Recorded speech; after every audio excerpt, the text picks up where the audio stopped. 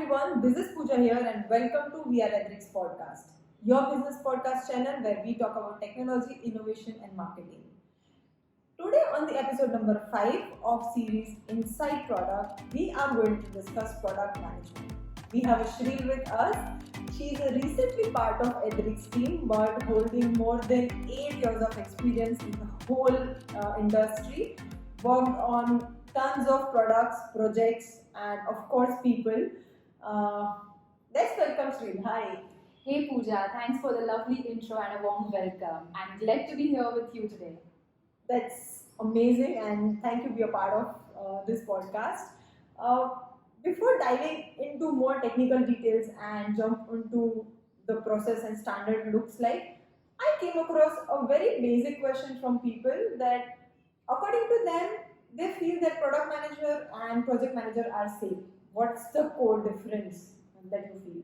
I would say based on the organization size and also the size of the scope and the team, the role of a product manager would differ.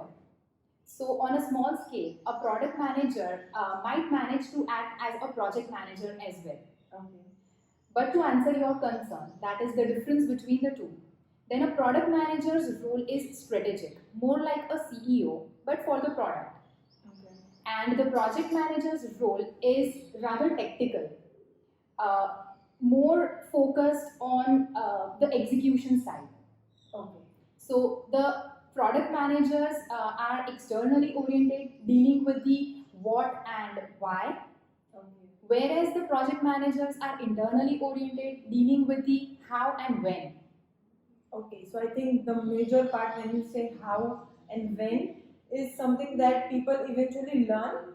But being a product manager, I think you need the business side perspective when you know the client and the intention and vision of the product. It's a major, big responsibility than the project manager. Right. Okay. When it comes to dealing with a team where we have CEOs, founders, and people who are already part of a big team of product development, how crucial or important your role when it comes to the developing the product? Okay, I would say that's tricky because it's never so easy to justify the role of a product manager. Okay. At times we feel that what really the managers do, and but at the same time we always find them busy doing something or the other. So being responsible for everything, I think that answers it all. That in any product journey, the role of a product manager is vital. But I am an agile person, and as it teaches us, and I also strongly believe that the teams should be independent. But decision making for the product managers still plays an important role. Okay. Decision making, when you say that you are a part of a team, right? There will be founders and CEOs who gives you the scope or requirement. How do you make yourself, comfortable and think on that side that these are the decisions that you can make? What background thought process that looks like when it comes to decisions? Okay, so the crucial part for product management or being a product team is to be very well aligned with the stakeholders and the whole team. Okay. We should know what we are building, for whom we are building, and of course why. Okay. Understanding all these things will develop a confidence to take decisions. Okay, that's, I think correctly you have said that by experience and when you know what you are building, it will help you to decide many of the milestones and something. And I think what we have discussed in our previous episode where we were talking about MVP. Now we are talking about a product, as Bhavesh already explained us that how MVP works, but when you go beyond the MVP, how the process is in real life, not from the articles, because website and YouTube videos are saying a lot about standard processes and practices, but in real life I have seen people struggling and products are always on a halfway, if not considered in a mature level. So how do you define your process? So once the whole team is aligned on the scope and most importantly understanding the customer needs and the problems, So once we understand the problem, we will be able to deal with its solution, which is important. Okay. So I would say that it is very important to minimize the gaps in the team about the shared understanding. Okay. So shared understanding about the customers' requirements, problems is very important. So we must reduce those gaps. Then we once we have the vision clear in our heads, and then we should start defining the backlog. Okay. So the most important part is once the roadmap is ready, start creating the backlog items. By backlog, what I mean is the future scope. Okay. And we should always try to tentatively plan at least 2 sprints Okay. at any point in time of your project, life cycle. Right. So then, by sprint, what I mean is it is the planned scope for a defined tenure. Okay. And that defined tenure in most of the cases is 2 weeks. But if the projects are small, then it could be 1 week. Okay. So once we have everything in place, and then we follow the agile scrum ceremonies, Okay. it is so nicely defined to keep the whole team organized and well structured. Okay. So this is how we start usually. We define that the sprints would be of 2 weeks. Okay.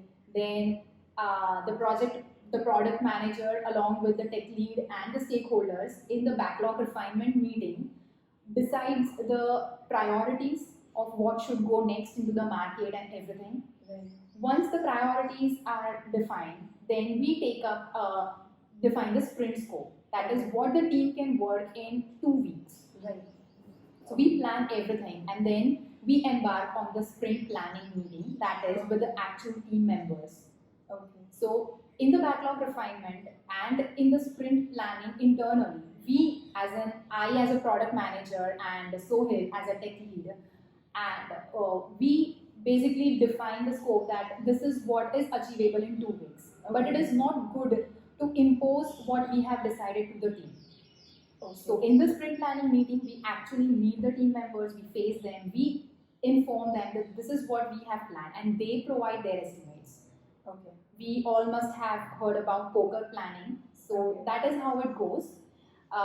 They provide their estimates, we kind of validate, but again, it is not good to impose our estimates on them. Right. So anybody will take some time to understand their own self. Okay. So once they provide their estimations, and then once everything is fulfilled, we also keep a buffer time. This is a major mistake, I would say, which most of the managers do while planning the sprint, and then we end up in that we couldn't achieve the sprint.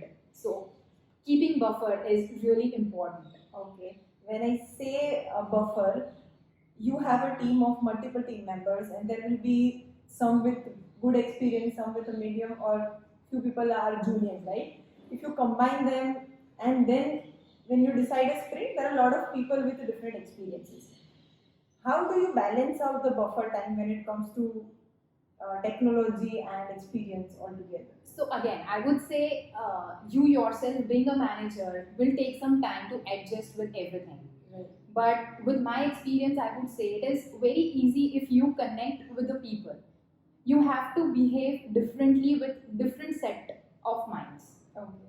So when I think about the buffer, if I have somebody on a fresher level, that person won't realize how much buffer to put. Right. But I myself will add some buffer in order to not fail in front of the product owners. Right. So I would like to commit less and deliver more.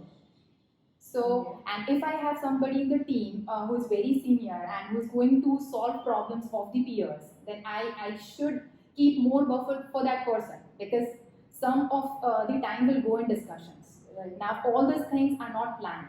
So, if for example I have a sprint of 80 hours, and if I assign 80 hours of task to the team members, then it is damn sure that it is not going to That's not going hit. to achieve, because Yeah.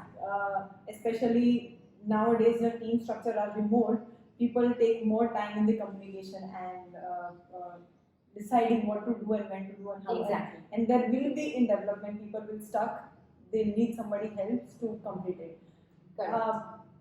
I understood the basic process that you have explained.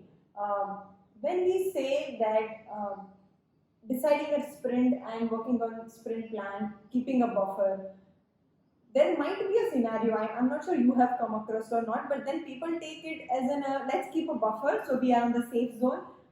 At the same point, how you push your team members to achieve more and deliver a complete sprint successfully. Very rightly mentioned, Pooja. It really happens in the real scenario, and Right. that's the biggest challenge, to deal with the team members who would develop that attitude of giving buffer. So what I usually do is negotiation is the best part, and it's very important to develop this ambience in the team that negotiation is not bad, Okay. but it should be done in a very nice and professional manner, Healthy way. healthy way. Yeah. Yeah, exactly. So what we usually do is we give couple sprints. Okay. Let us say if we have just started the project or the product, and the couple sprints, like first 2 sprints, we won't interfere in the estimations given by the team members, and then we will retrospect. Okay. I would ask them, and I would encourage them to retrospect themselves that what did not go well and whether the buffer was too much. Okay. If so, then we will try to drain it down in the upcoming sprints. If still it doesn't happen, then we negotiate in a very healthy manner that yeah, this is too much and it is not justifiable, so break it down. Okay. Breaking things up will give clarity to us, and even it would give us the confidence to present it in front of the product owner or the stakeholders. Okay. So that really helps. Yeah. Okay. So teams should be motivated enough to push themselves to complete the sprint. Have you ever come across, or how many of the, in general, experiences and chances that the planning versus reality doesn't match, and how frequently the sprint and gets delayed, and how do you overcome it? I would say you ask anybody, and nobody would be able to say this confidently that I am able to achieve all the sprints on time. Right. So that is a challenge, and we keep learning, and yeah. So I think retrospection. So coming to the next steps of the processes, Right. I would say sprint review, wherein we give demonstration of the sprints. Okay. So we have 2 weeks sprint. Then whatever has been worked upon, we demonstrate in front of the stakeholders, the product owners, and everybody who is involved in the product. Okay. So the best part here is we can get early feedback. So as we talked about Havesh's, pointers on MVP and everything, Yeah. he emphasized very much on early feedback because that is very important. Right. So that is how it helps. Like if I develop the product and after the end of 1 month or 2 months, I directly present it to somebody and we come across, no, this is not what we wanted. Right. So that will cause a lot of rework. Okay. So this process called Scrum and Sprint is really helpful. Like at the end of 2 weeks, we demonstrate, we get to know are we in the correct direction, we get early feedback, and we act upon it.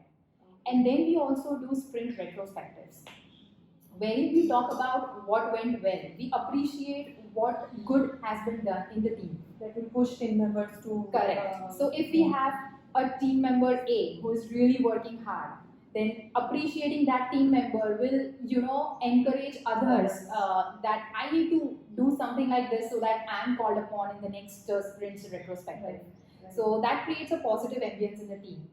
And then we also talk about what did not go well, and we retrospect. So as I mentioned, we retrospect about we estimated this much, we committed to deliver this much. Okay. Why couldn't we deliver? So we talk about it, we discuss, and then we learn and we try not to repeat the same mistakes again. So I would say mistakes happens, but new mistakes are always welcome. But repeated mistakes ruins the productivity. Okay. So yeah. That's where I think the industry and market come across, where we used to develop our products on a waterfall, and now it's gone. Now it's agile and scrum, where people are taking short goals, achieving short goals, and overall they see the progress eventually. I think that's a great learning for everybody who is starting with a process. I uh, I would like to ask, I'm not sure if you have come across it, but according to you, what your experience says, what as a product manager are the difficult, most challenging steps that you come across and overcome at your end? So, at times it becomes very difficult. When you have some really difficult to deal with team members, and then you have some deliveries, because being a product manager is quite a lot different than being a project manager, I would say. Being a product manager, you own the product. Right. So you feel really hard that how should I meet the expectations of the customers. If I come into the market late, then I might lose the opportunity. So we have to balance everything along with the team. So my suggestion or solution to this would be, always respect the efforts of the team members. Try to keep them motivated, and it is very well said that customer is the king. Right. But being leaders, for us, team should be of utmost importance, Right. and that will build the team ambience wherein they themselves will feel responsible for the customers, and they'll start respecting the customers, and they'll directly work with the customers. Okay. So, it is very nicely said that a happy team will make happy customers. Right. And I think So, that's what is agile concept is about, where it's mostly team driven. Exactly, empowering the team Right. is the concept. Yeah. Okay. So now we have talked about everything about process, experiences, challenges. There are small teams, or maybe service team, or people then work on fixed time versus fixed delivery and fixed budget. Does it apply to product? See, product teams must be really adaptive, dynamic, and they should have a lot of patience. Okay. So, as we say that change is the only constant, this holds really true in cases of product. Okay. So, patience is very important for the whole product team. Now, we work on the MVP first, then we go into the market, Right. then we get feedback, we get reviews. Right. That might bring in a different idea put together, and that might affect the whole planning that we have done so far. So the team shouldn't be of the opinion that, oh my god, everything has changed and blah blah. Instead, a very positive attitude is really important to take up that, yeah, this is a better idea. Brainstorming on it is really important, because and the whole team should be empowered to bring in ideas, and that can lead to the success of the product. Okay, so it's about welcoming new ideas if it's a benefit for a product, and you can eventually build that environment also where team accepts the changes and are especially comfortable with it to go ahead and work with it. Uh, Thank you for all the wonderful inputs and So I would like insights. to summarize it in a manner that, the role of a product manager is not really straightforward. As we say that it is not black and white, but it has many shades of gray. Right. So that is what I would like to, summarize and conclude on this Okay. podcast with you, Pooja. That's a great note, and thank you for sharing your wonderful insights and inputs. I'm sure our listeners will get lot of learning experiences and some tips maybe which they can implement in their journey. Thank you everyone for stay tuned. Follow us on all social media channels. We go by We Are Ethics, and wherever you are listening this podcast, please subscribe. Till then, keep learning. Stay tuned.